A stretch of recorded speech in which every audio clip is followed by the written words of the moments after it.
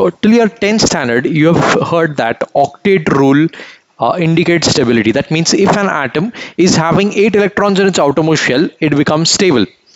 That follows, that same thing follows in a molecule as well. Like say for example, you are having CH4, and then you say that CH4 carbon is having 8 electrons in the outermost shell, I mean 4 of its own, and 4 it is sharing with hydrogen. Okay, that's how you say that the octet rule is being followed. Carbon is having 8 electrons in its outermost shell because it is sharing 2 electrons each with hydrogen. So hydrogen is completing its duplet and carbon has completed its octet. That's what we say when it comes to molecules.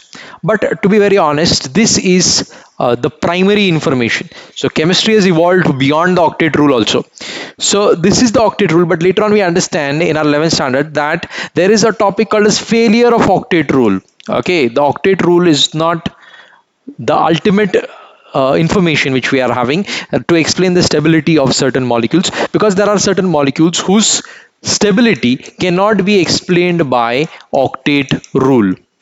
Okay, now say for example BeCl2. Okay, BeCl2, let me draw its structure. BeCl2, this is called as incomplete octet. What it is called as? Incomplete octet. Okay, so it's showing incomplete octet. Why?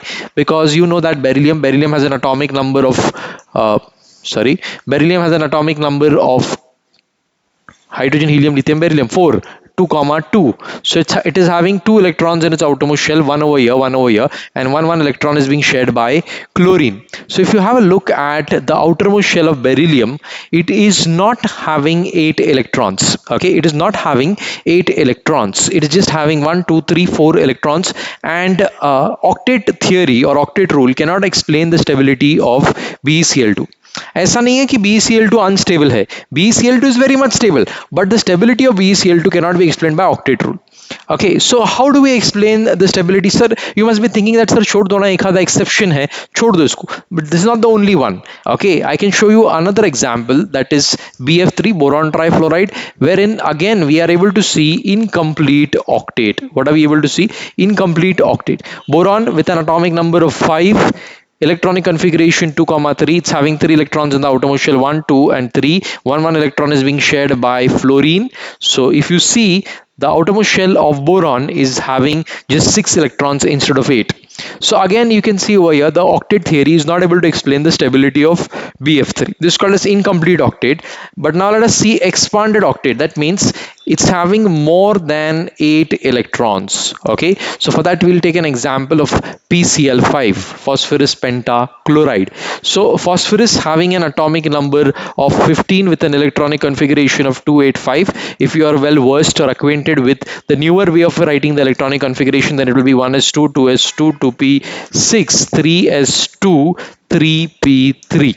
Okay, so over here also you can see that in the third shell, that's the outermost shell, is having 2 plus 3, 5 electrons. So 5 Cl are getting attached over here, 1, 2, 3, 4 and 5. Okay, so you are having 1, 2, 3, 4 and 5 electrons of phosphorus, sharing one electron from chlorine.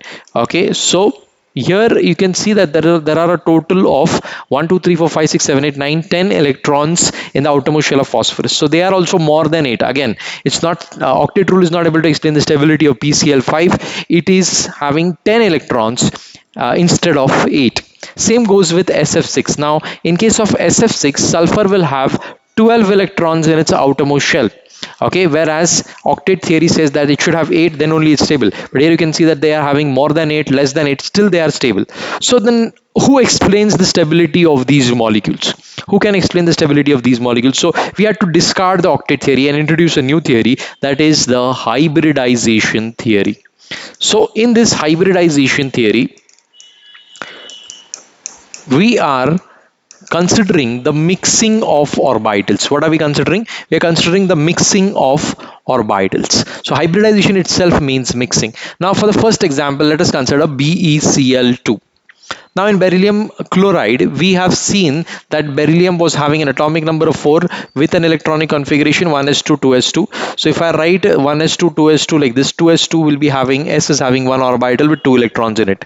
Then in ahead of 2s2, we are having 2p, but that's having 0 electrons in it. So what is the electronic configuration? How do we go about it? 1s2, 2s2, 2p6, 3s2. But here, the moment we have entered in the second shell, we are having access to the 2p sublevel, but it is having 0 electrons in it. So here is your 2p sublevel with 3 orbitals px, py and pz, and this is your 2s, and these are your 2px, 2py, 2pz. So now what's going to happen is, what could not be explained by octet, we are trying to explain by hybridization theory. So what is going to happen is, this electron is going to shift to from 2s to 2px, and the moment it shifts from 2s to 2px, the energies of both the orbitals become equal or similar, and they combine with each other, they overlap with each other. Who? The s and p orbitals. See, never before has s and p orbitals come together. Like s is having 1 orbital, p is having 3 orbitals, d is having 5 orbitals, and f is having 7 orbitals, isn't it? So now can you see anywhere 2 orbital structure over here, or 2 orbital? There are no 2 orbitals. We are forming 2 orbitals by mixing. So we are doing something new. We are doing something new by mixing of 2 orbitals, that is s and p. So s and p, one electron is already here and one electron has been transferred over here. So we've got s and p over here.